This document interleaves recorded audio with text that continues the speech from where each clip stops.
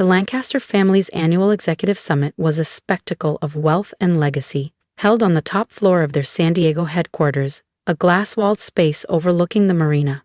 It had been 6 years since I last stepped foot in this building. I was 24 then, fresh out of grad school with dual degrees in finance and systems engineering. That was also the day my application was publicly rejected by my aunt, Victoria Lancaster.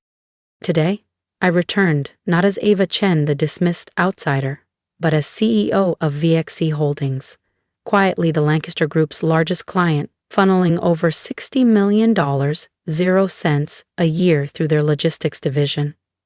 They just didn't know it was me. "The quarterly report looks promising," said my cousin Marcus, clicking through another over-designed PowerPoint deck. "Thanks in large part to our anchor client, VXC Holdings."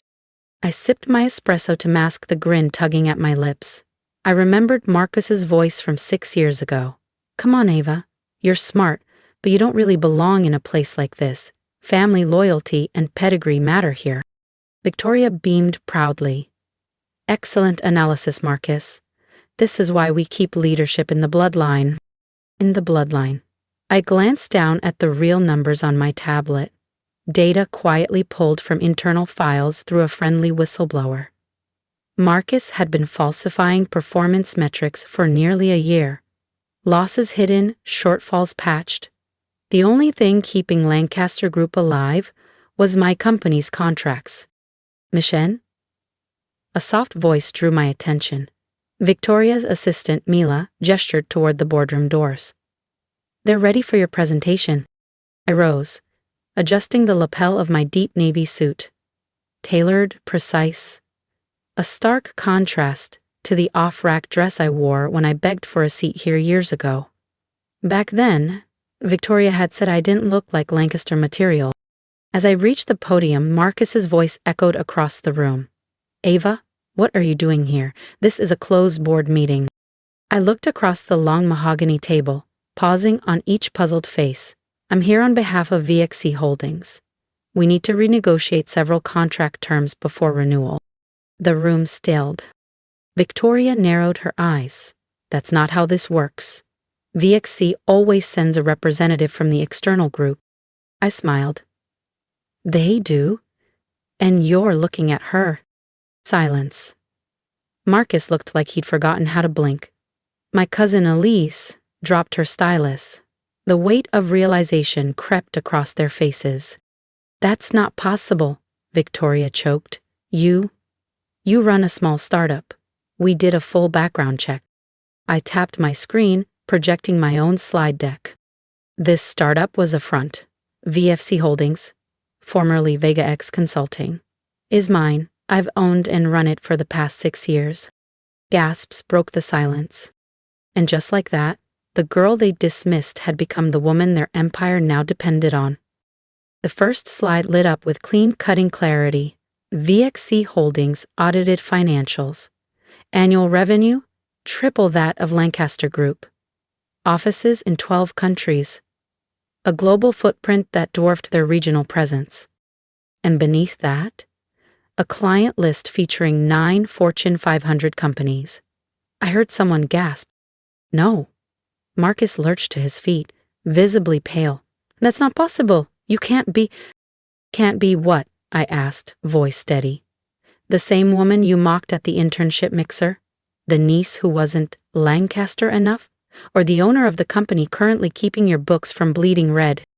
Murmurs broke out across the boardroom. "We wouldn't known," Marcus insisted. "Would you?" I arched an eyebrow. "The same way you knew about the $8,200,000, 0 cents, hidden through inventory manipulation and deferred revenue schemes?" His jaw slackened. Around him, board members turned to each other, whispering furiously. "I've spent the last 6 years turning VXC Holdings into what it is today," I said coolly. "While you all clinked glasses over keeping me out of your club, I was quietly becoming your lifeline." And Victoria's knuckles whitened as she gripped the armrests. "Why come forward now?" I clicked to the next slide. An analysis of Lancaster Group's dependency on VXC. It wasn't subtle. 82% of their logistics revenue. 70% of new growth. Over half their remaining client retention initiatives rode on infrastructure VXC controlled. Because it's time to renegotiate, I said, and based on what I've uncovered, I'm not sure there's much left to salvage. You can't just walk away, Marcus stammered. Those contracts are up for renewal in 5 business days, I cut in. And as CEO of VXC, I have serious concerns about Lancaster Group's stability. Your stability, cousin. The room exploded. Board members demanded explanations. Victoria shot Marcus a death glare. Elise muttered something about corporate liability. I remained still, calm, composed. Let the storm hit them first. I'll be calling an emergency audit meeting tomorrow at 9 a.m., I said, gathering my tablet and notes. My team will present a full forensic breakdown of your finances. I suggest you show up prepared. This is revenge, Marcus accused, voice trembling. Because we didn't give you a seat at the table. I paused at the doorway. The memory of that rejection 6 years ago still echoed. His smug face, Victoria's cold stare, the laughter that followed when I walked out with my head held high but heart in pieces. No, Marcus, this isn't revenge, I said, looking him dead in the eye. This is business. The very thing you claimed I'd never understand. I glanced at my watch. 9 sharp. Don't be late. Though punctuality never really ran in your side of the family, did it? As I stepped into the hallway, the voices behind me fractured into accusations. Victoria's calm cracked. Marcus tried, again, to justify the numbers. My assistant, Michael, was waiting by the elevator. He held out a bottle of sparkling water. How'd it go? Exactly as planned, I said, stepping inside. If you thought that boardroom twist was satisfying, trust me, you won't want to miss what happens at tomorrow's audit meeting. Hit subscribe and I'll take you inside, the moment everything finally comes crashing down. I stepped into the elevator, pressing the button for the lobby. Is everything ready for tomorrow? I asked. Full audit reports, full breakdown of Marcus's financial manipulation, and a dependency analysis that'll make their stomachs turn, Michael replied with a calm grin. They won't know what hit them. I thought about Aunt Victoria's face when the realization had dawned, about Marcus, panicked and pale, scrambling to hold up numbers that had never been real, about the years they'd whispered behind my back, saying I wasn't a fit for the Lancaster legacy, that I lacked the pedigree, that I didn't belong. Send me the latest draft of the termination letter, I told Michael. I want my eyes on it before tomorrow. You're really going to pull out of all the contracts? He asked. I smiled. Let's just say they'll finally understand what earned power looks like. Tomorrow, they'll learn what real business is. The next morning, I arrived at Lancaster Group's headquarters an hour early, the same building that had once turned me away. The lobby guard, same guy from 6 years ago, stood up so fast he nearly knocked over his coffee. Miss Chen? Welcome. He hesitated. The board's already gathering upstairs. Early, I murmured. Funny what the smell of collapse does to people. As I stepped into the executive elevator, the polished chrome reflected back someone they never saw coming. The woman they'd pushed aside was about to hold the pen over their fate.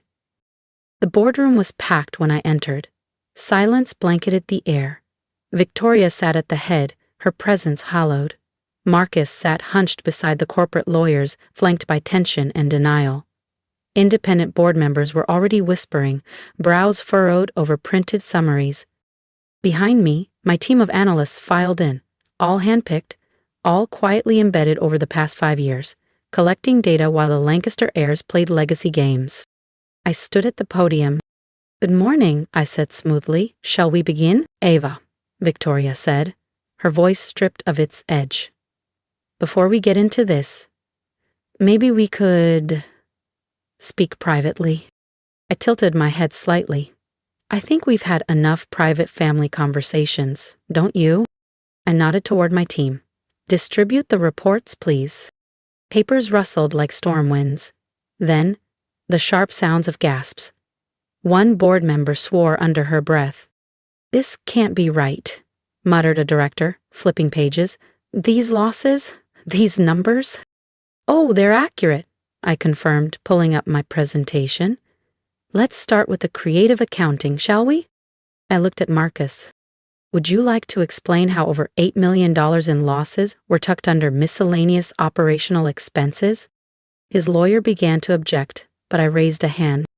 Or should we fast forward to the inflated client metrics, the phantom assets, or the part where, without VXC Holdings contracts, Lancaster Group is technically insolvent? You're trying to destroy us, Marcus said, voice cracking. I stared at him, unwavering. No, Marcus, you did that on your own. Think your own family, Marcus choked out. I raised an eyebrow. Family? You mean when you told half the industry I wasn't cut out for corporate leadership, or when Aunt Victoria laughed and said I'd never understand real business? That was 6 years ago, Victoria said, a little too quickly. Yes, it was, and while you were busy guarding the family crest and polishing old legacies, I was building something from scratch. Today, VXC Holdings is triple the size of Lancaster Group. I clicked to the next slide. Numbers didn't lie. A bar graph showed just how deep their dependency ran. 47% of your revenue is directly tied to VXC, I said evenly. Revenue that will vanish next Monday if I terminate our contract. The room erupted. Voices layered over each other. Chairs scraped. Lawyers huddled in panic. One board member actually swore aloud. And then, Marcus broke. I didn't mean for it to go this far, he muttered, slumping in his chair. You can't just pull out, Ava. Victoria stood, face flushed with fury. We'll take legal action. On what grounds? I asked, my voice turning cool. That your rejected niece outperformed your entire executive suite? That your son's fraudulent reporting was uncovered before the SEC got involved? I leaned forward. By all means, let your lawyers depose Marcus. I'd love for them to explain the off-book liabilities and phantom revenue streams. A gray-haired board member cleared his throat. Miss Chen, given the circumstances, we may need to discuss immediate leadership transitions. Leadership transitions? Marcus's voice cracked. This is our company. Actually, I said, sliding a sealed envelope onto the table, not for long. Inside were 2 documents. Option 1, I said, Lancaster Group agrees to a full restructuring. Marcus resigns, the board appoints independent leadership. We continue a scaled-down partnership with oversight. And option 2, Victoria asked softly. I walk. Every contract gone. And my legal team forwards our audit findings to federal regulators. I checked the time on my watch. You have 1 hour. This isn't business, Marcus spat. It's revenge. No, cousin, I said quietly.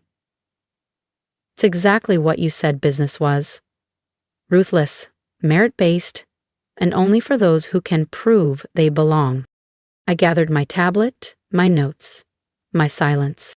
I'll be in the office. You once said I'd never deserve, I added, the CEO suite. Funny how things change. I left them there, surrounded by reports, evidence, and panic. By the time I reached my private suite overlooking the harbor, my phone was vibrating nonstop. Mom, how could you do this to your aunt? Dad, you're tearing the family apart. My cousins, you've ruined us.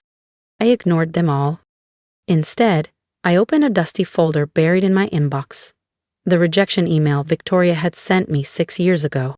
Dear Ava, while we admire your ambition, we feel you lack the leadership instincts required at Lancaster Group. Perhaps a role with fewer responsibilities would better suit your strength.